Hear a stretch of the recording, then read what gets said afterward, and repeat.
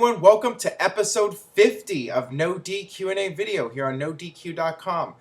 50 episodes. That is just insane.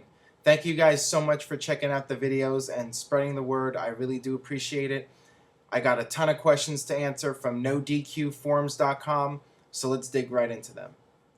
From Altron. Hey Aaron, love the show. Who do you think the Raw General Manager will be, and do you still think Triple H and Mr. McMahon will have some sort of power struggle storyline? Well, regarding the Raw General Manager storyline, they need to have somebody else as soon as possible. John Laurinaitis on Raw this week in Mexico was awful. The only way to put it. Just he came out, did his promo, and it did not work for me. As far as who the new general manager would be, I'm not really sure who would be good at this point. Maybe Mick Foley, but that would have been when Triple H was a heel, and WWE has gone in a different direction with that.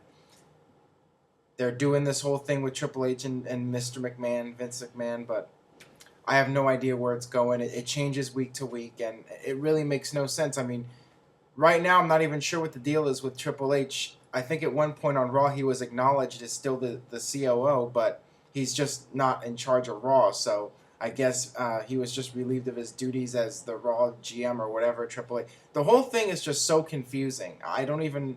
It hurts my brain just trying to analyze it and discuss it. I just hope they try to do something different and try to gain back some of the momentum, because it's definitely gone now. I mean, a few weeks ago I was looking forward to what was going to happen on the next week's Raw, and now I just don't care. And I'm sure that's how a lot of people are feeling right now. Dragon Mike. Who, if anyone, do you think will ever defeat John Cena in an I Quit match? Nobody can beat Super Cena. You should know this by now. Unless they use Cena's old trick with the duct tape. Oh no, that's a last man standing match. Yeah, there's no way to beat John Cena in an I Quit match. Just ain't gonna happen, brother. The Punkster 90. Hey, love the show. My question is, which company do you think has the better clothing designs for selling? Personally, I love what WWE has done with CM Punk and Edge's shirts. Thanks, and keep up the good work. Yeah, WWE shirts, for the most part, are really well made, and quite frankly, I wouldn't want to be caught dead wearing any of those shirts in public unless, like, it's NWO or something old school that is associated with a period when wrestling was cool. But, yeah, some of those TNA shirts are brutal. I mean... RDV, really, TNA? That one was a doozy, and there are just so many other TNA shirts that just look like WWE knockoff shirts, and yeah, they're not good at all. That's really all I can say about that. Berserker 508. With the Raw Super Show, should WWE just end the brand extension? If SmackDown stars can be on Raw, why can't Raw stars be on SmackDown? Your thoughts? Well... There are pros and cons to ending the brand extension. The pros is that the roster is so thin right now that it makes the shows better when you have a full roster of guys. And the downside is you get guys in the mid-card that were kind of working their way up, lost in the shuffle, as I mentioned before. John Morrison, Dolph Ziggler. Some of those guys are kind of stuck in limbo because of the whole Raw Super Show deal. So, I kind of like what they're doing now, but I think they should go one way or the other. Either keep the brand extension and keep the guys separate, or just end it completely.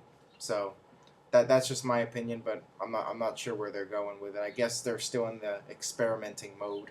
They're just going to test the waters for the next few months and just see what happens. HBK Sharpshooter. What's up, Aaron? Big fan. Who do you think was better being the more hated evil boss, Eric Bischoff with the NWO, or Mr. McMahon taking on Austin and others?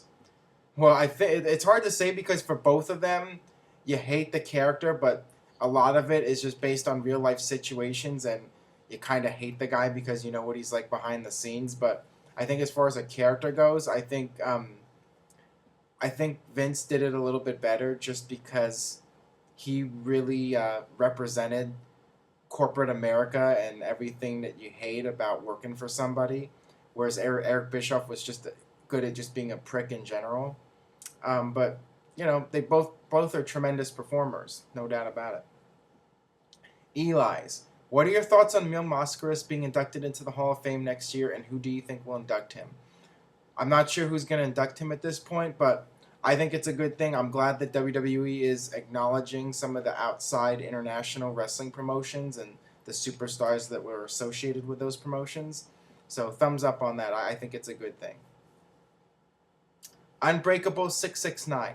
Hey Aaron Rift, great show. What did you think of Hulk Hogan's last full run in the WWF 2002-2003? What was your favorite moment and what could have done better? Well, my favorite moment obviously would be WrestleMania 18 with him and The Rock and him turning babyface. Now, maybe in a perfect world they should have let him be a heel longer and had the NWO get a better run, but between Scott Hall's health and Hogan just getting these huge reactions when he came out, they just went with the flow, and that's what happened. But it like I said, in a perfect world, I would have had the NWO go a little bit longer and had people, really craving Hulk Hogan as a face and really wanting it badly and teasing them with it for several months before finally delivering. Maybe even waiting a year until WrestleMania 19 to pull the trigger. But, what they did was fine. Steve Irvine 85 wants to know, what was your take on Jeff Hardy versus Sting at Victory Road 2011? What a joke. Just got 90 seconds to be one of the best wrestling matches in this lifetime. LOL. Yeah, I mean, everything that's been said about that match has been said. In my opinion, Jeff Hardy should have been fired. If it was a real-world job and you showed up in that kind of condition, you would have been fired. No questions asked. But TNA, that's how they roll. They did, at least, at the very least, they took Jeff Hardy off of TV for a while and kept him away. But frankly, they should have just fired him and then maybe hired him back down the line if he got his act straightened out. Abhinav, can we have a Cruiserweight title return? Well, first of all, if they're going to bring back a title, they need to at least either eliminate some of the titles they already have, because they have enough titles right now, or make the current titles that they have mean something first before you introduce another title or bring back another title. It would just, it's just too much. I think they're good with what they got right now, but perhaps down the line, like I said, if they get the titles meaning something again, maybe then they could introduce or bring back a title. It's just my opinion. Mr. Fish Wish Dish. Wow, that's a unique name. Do you think that Orton was more entertaining as the cocky heel legend killer, the heel viper, or the face viper? And which theme suits him better, Burning My Light or Voices? Well, I like him. I liked the heel viper character, and I like Voices.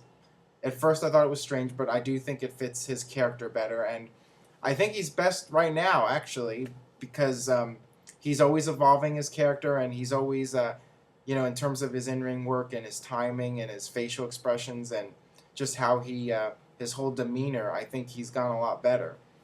And he's going to continue to get better as time goes on. So, yeah, I think he's doing great right now. I think right now is the best Orton, just my opinion once again.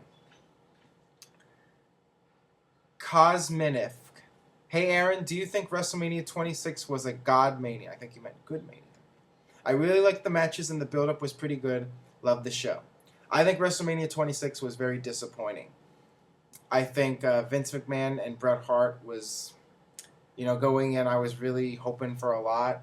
And in hindsight, they should have done a tag team match with Bret Hart and John Cena versus Vince McMahon and Batista. So they could have just kept Bret Hart on the apron until the very end, then had him come in, beat up Vince McMahon for a minute.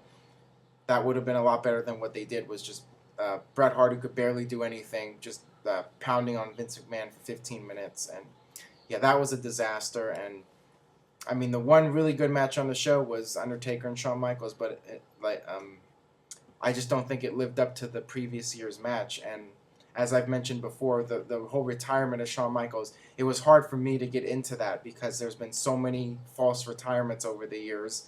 And the ironic thing is that Shawn was probably actually a legitimate retirement. So there you have it. Shadow Rowan.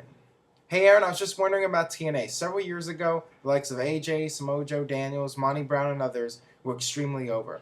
Now they get much less of a reaction. How is it good for business and for the future to have veterans like Kurt Angle, Sting, RVD, and so on be put over younger talent to the point that younger talent are less over than they were and no longer main eventers. Well, yeah, it's definitely an issue here. But if you're Hulk Hogan, you're going to say that these guys were not over. And it wasn't until Hulk Hogan came along that people started to care about TNA. The funny thing is, you look at the numbers from TNA from 2007 to 2008, they're exactly the same as they are right now, except right now they're having to pay out all the big contracts to Hogan, RVD, Jeff Hardy, so on and so forth. So, yeah, maybe Hogan brought in a little bit more to TNA in terms of mainstream publicity, but what good has it done them when you look at the numbers in the long run? Just throwing it out there. NMM 2011. You've said that the reason WWE won't bring in a new WWE title belt is because the spinny toy sells a lot of merchandise. But wouldn't a new belt catch on and start selling just as fast? I know that spinner didn't sell fast right off the bat. Well, here's the thing about WWE. They're going to milk something into the ground. They're going to, if something is hot, they're going to run with it until it's absolutely 100% no longer working. And then, only then, will they try to come up with some new concept or new idea. So, as long as that spinner belt keeps selling, they're going to keep using it and keep it as a focal point until nobody is interested in it whatsoever. That's just how WWE operates. Maximos. Hey Aaron, what is your favorite submission move? Mine would be Chris Jericho's Lion Tamer. Kurt Angle's ankle lock. That move has always gotten so much heat when he applies it, and then when he locks it in, does that grapevine, the crowd just goes crazy for it. So definitely Kurt Angle, and just so many great memories of Kurt Angle matches with the ankle lock, like with Shawn Michaels and Censored, a.k.a. Chris Benoit. Just, yeah, that's my all-time favorite submission move right there, for sure. All right, that about does it for No DQ&A video, episode 50. Once again, I would like to thank you all for watching. Please subscribe. Please spread the word. YouTube.com/NoDQCAW. Leave your thoughts on today's questions. Do you agree with the answers? Do you disagree? Let me know what you think, and we'll see you next time.